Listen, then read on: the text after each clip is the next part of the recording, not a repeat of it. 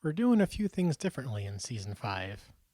For starters, I want to make these episodes feel like episodes, like something really nice to watch. And I feel like doing it completely live made it feel just, I don't know, maybe not much rewatchability later on. So what I'm doing is I'm pre-recording these and hosting a live premiere on my Twitch channel at 2 p.m. on Sundays. The other thing I'm doing is I want to keep these in the 20-ish minute range, give or take. Some of the episodes were getting a little bit long, pushing 1 hour for some of them. And yeah, that's a lot. So I think the 20-ish minute range is enough to get going, but not too much to overwhelm. And with that, welcome to Living the Creative Act Season 5, Episode 1. Let's go!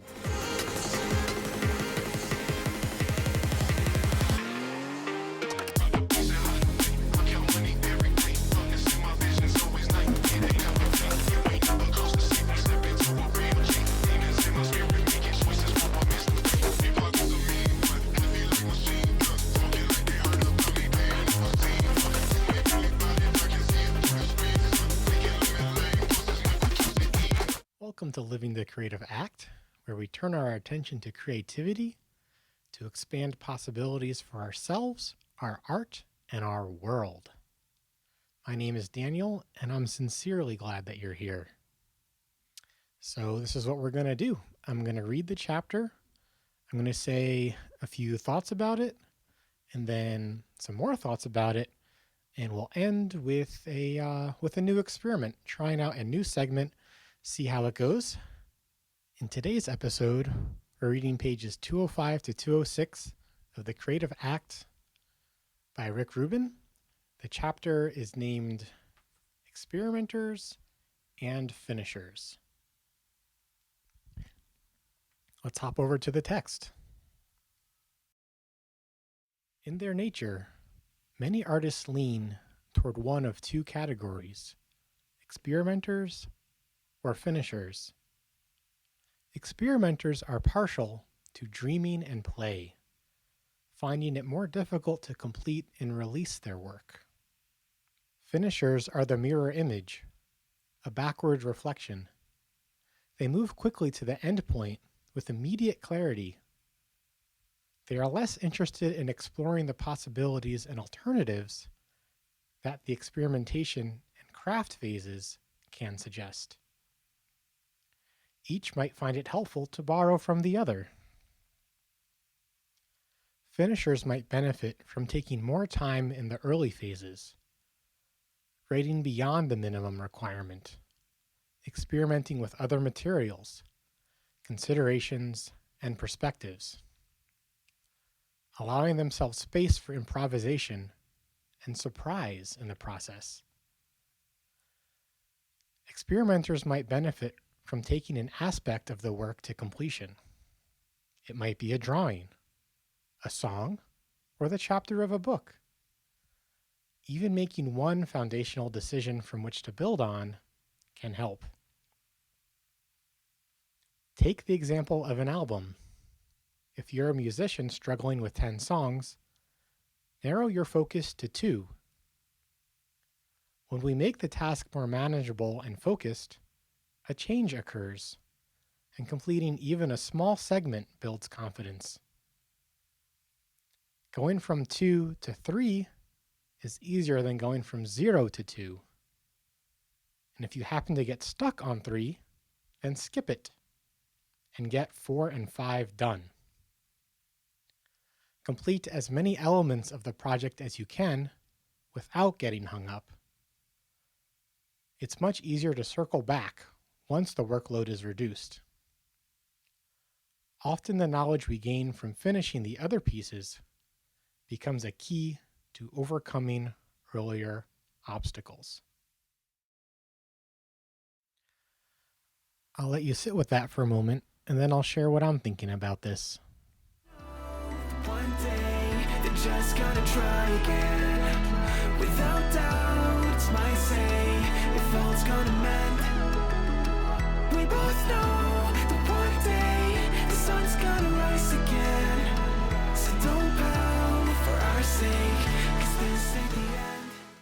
In this chapter, he talks about the experimenter and the finisher.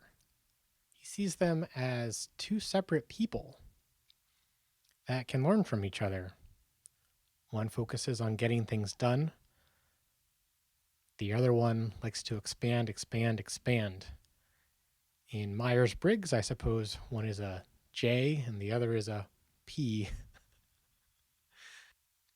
For me, anyway, I've noticed that I take on different roles between the experimenter and the finisher, depending on the relationship that I'm in. With spouse B, between the two of us, I tend to be the finisher. I tend to want to see things get done right now before we forget, before something else comes up. In my relationship with myself,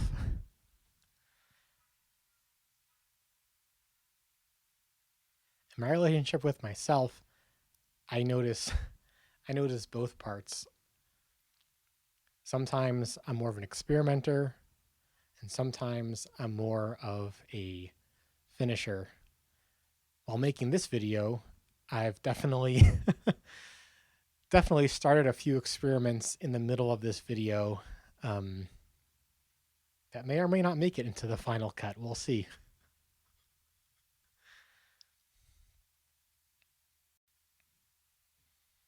And when I make TikToks or YouTube shorts or whatever, sometimes I think I do publish things a little too soon.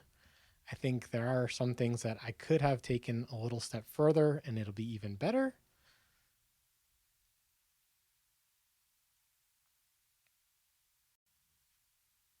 So yeah, I don't think that the finisher and the experimenter are necessarily two different people. I think there's definitely room in all of us to do both at different times, depending on which one is louder at the moment. Perhaps maybe the important thing is our core self being aware that this is happening, like a meteorologist narrating the weather, as opposed to, say, a sailor lost at sea in a storm.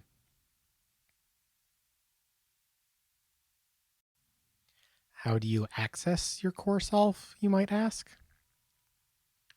For me, the path was years and years of therapy, and I'm still learning even more about myself.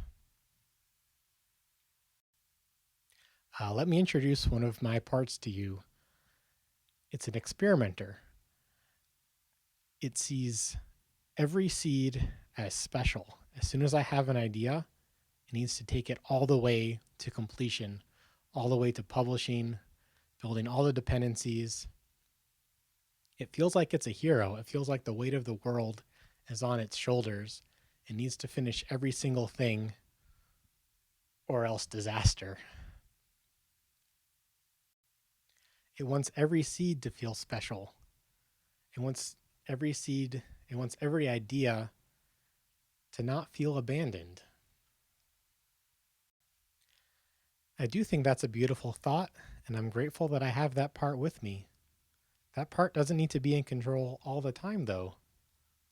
There is a time to let some seeds go.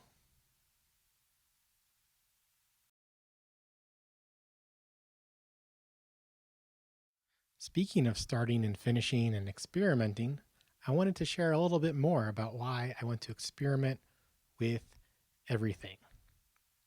But first, another quick break. The sun's gonna rise again, so don't pout for our sake, 'cause this ain't the end.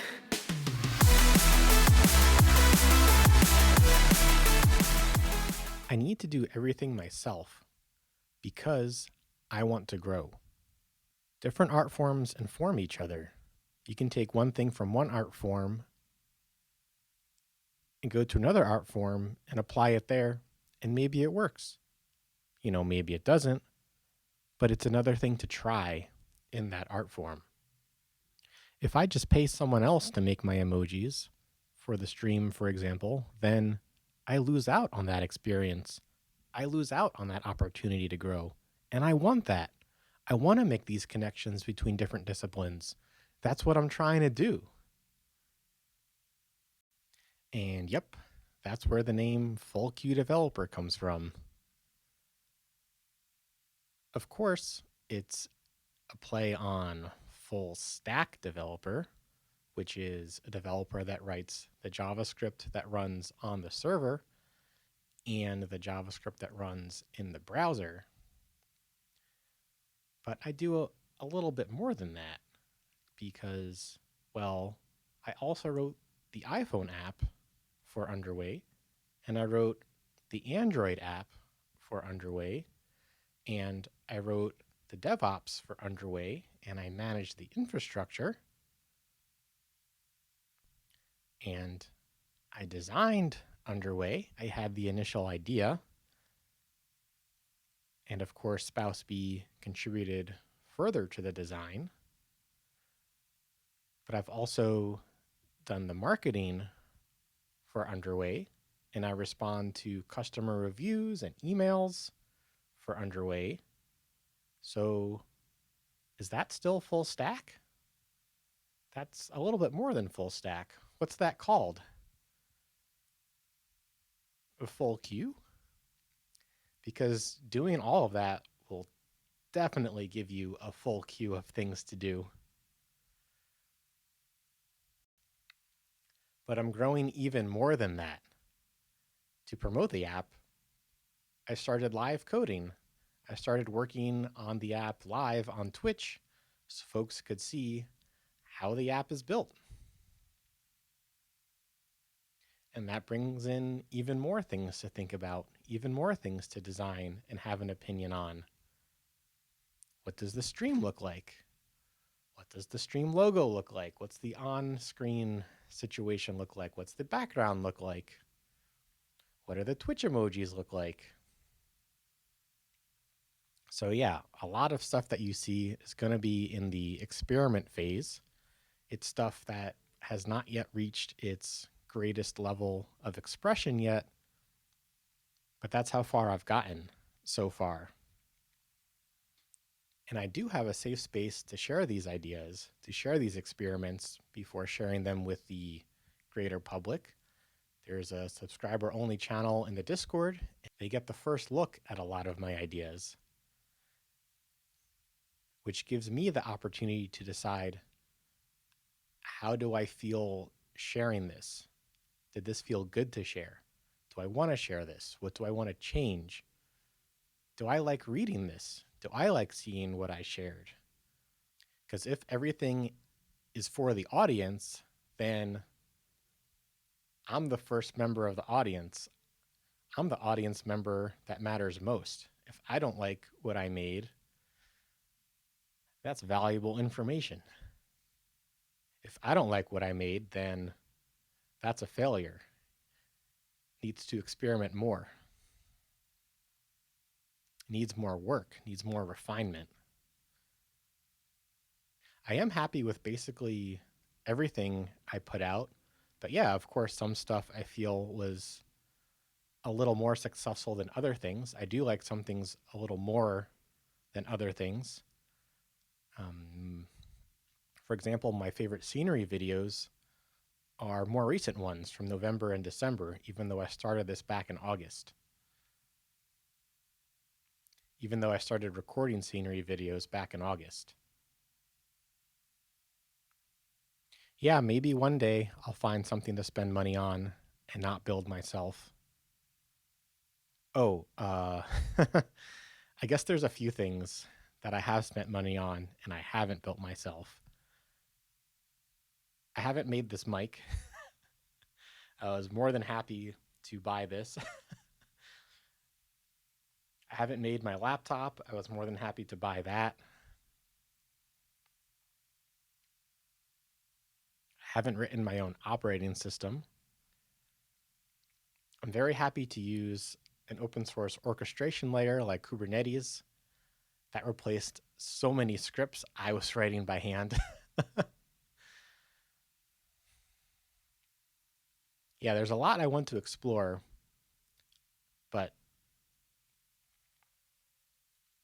There's a lot I want to explore, but I've also discovered some of the limits. One of the working names before full queue developer was all stack developer, and that's just way that's just way too much. All all is way too much. Now that we've talked about everything, I still have one more thing I want to share with you. I want to highlight a creative hero for this week. But first, another little break. See you in a moment.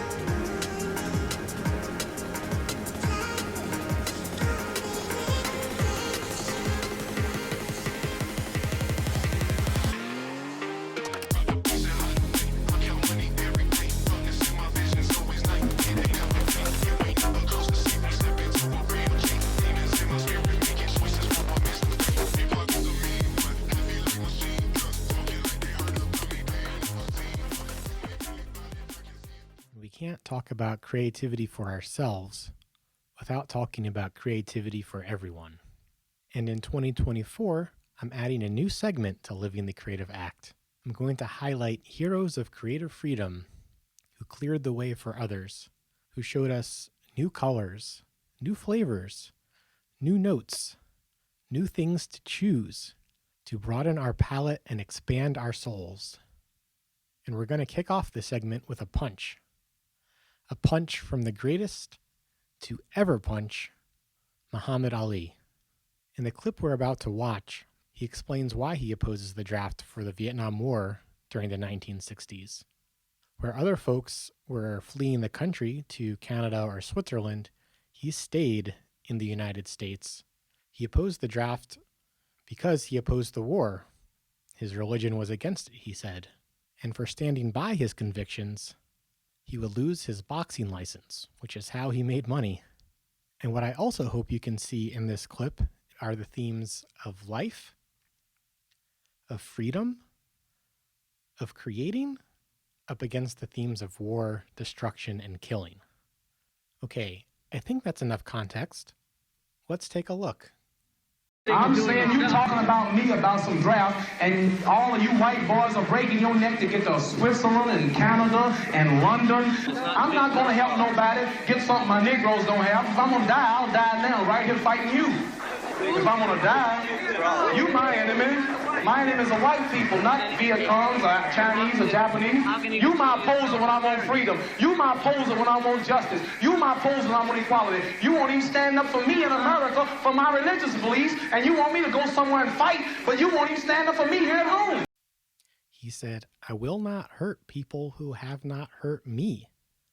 If you want me to hurt someone, I'll hurt you, because you're the one who's limiting my freedom. Does that make sense? Is what he was saying. And this was all at the tender age of 25. He didn't go with the flow. He broke the status quo. Instead of fleeing to Canada or Switzerland, he stayed. Instead of joining the army to kill people that never hurt him, he refused. He found something new. He found something new to do and did it. He refused to be forced to join the army and paid the price for that. He lost his boxing license. He lost his championship title. So instead of boxing for the next few years, he helped clear the way and spoke out against the war. And that's why Muhammad Ali is our creative hero of the week for his creative act outside the boxing ring. Whew. Well, thank you so much for joining me for the first episode of Season 5. I'm so excited for Season 5, and I'm so grateful that you're here on this journey with me. You can find more about me and all my apps, etc. at fullqdeveloper.com.